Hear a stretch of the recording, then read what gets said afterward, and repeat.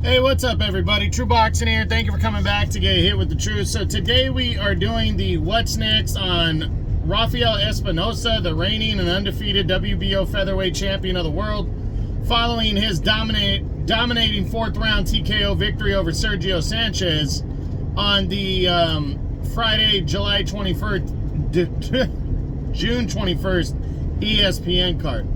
Now, before we get into that, if you could smash the like button, leave a comment, or subscribe to the channel. I really do appreciate any and all support that I can get as I continue to build my channel here. So, this fight right here, Rafael Espinoza went in there and was just in dominating mode. He just completely, picked apart and beat up, Sergio Sanchez and impressively stopped them in the fourth round. So now the big question is, what's next for Rafael Espinoza? Well, for all intents and purposes, people are thinking that it's a rematch with Robeisy Ramirez. That's a fight we all want to see again. Last year when they fought, it was a fight of the year candidate. And I really believe there's a solid chance that we're going to see that. I think that's the front runner for sure. But let's run through the updated top 10s and see what else could be there if the Ramirez fight does not happen. We start with a unification bout with IBF champion Luis Alberto Lopez. Well, we know Lopez is returning on August 10th against Angelo Leo. Now, if he's victorious there, how long would it take for him to be ready for Espinoza? You know, Espinoza is coming off of a fourth round TKO win. I think he probably wants to get back into the mix within a few months, 4 or 5 months. Would that be enough time for Lopez to recover?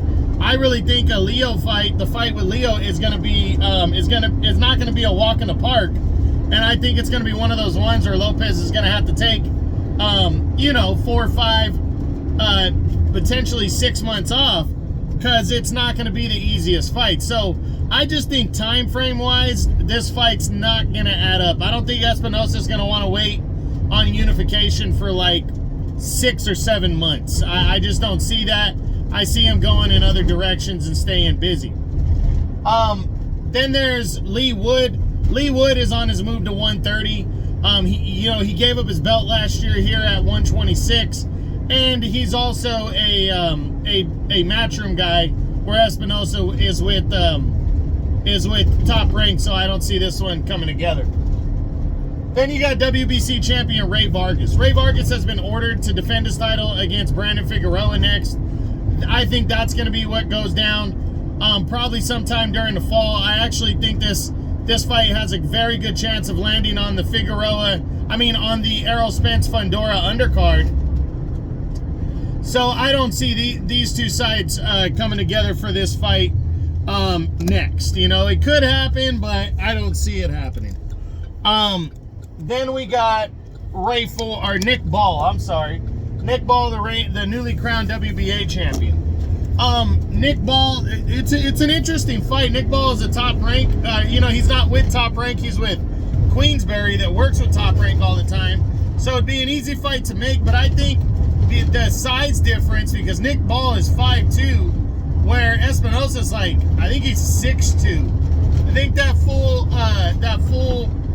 1 foot difference is going to be something that Nick Ball will want to stay away from, especially when he has other good options as well.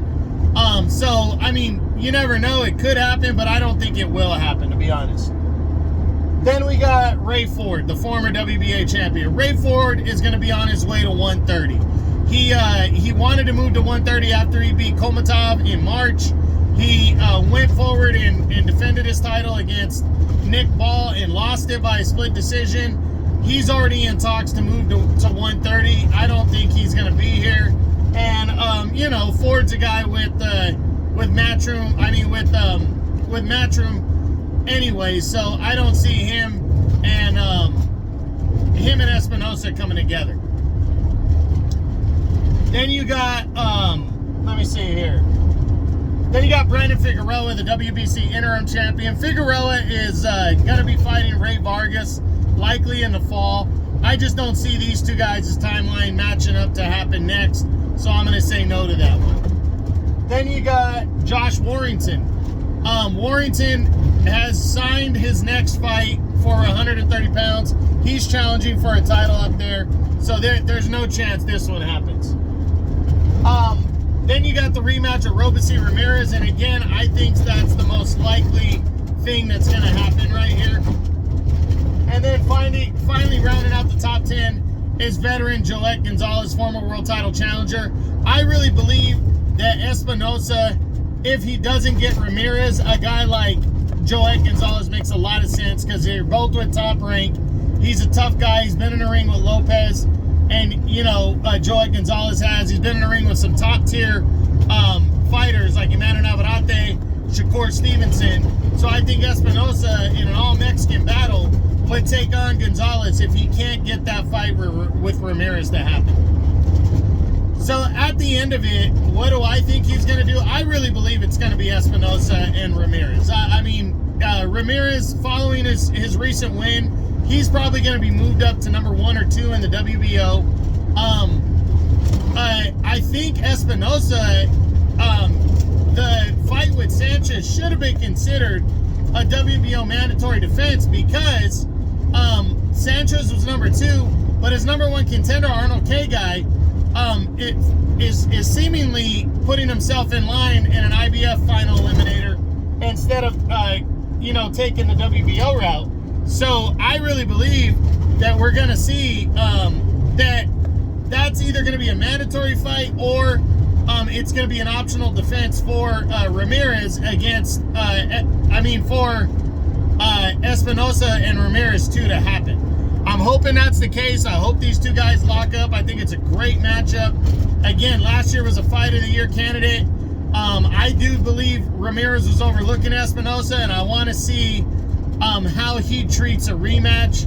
He looked great in his return bout, as did Espinoza, and I really hope that it's going to be Espinoza and Ramirez too for the WBO title in the second half of 2024. So that's it. That's what I got. That's my what's next on Rafael Espinoza, the reigning and undefeated WBO champion, following his 4th round TKO victory over Sergio Sanchez. I hope you enjoyed the video. If you did, smash the like button, leave a comment, or subscribe to the channel. I appreciate any and all support. This is True Boxing. You've been hit with the truth.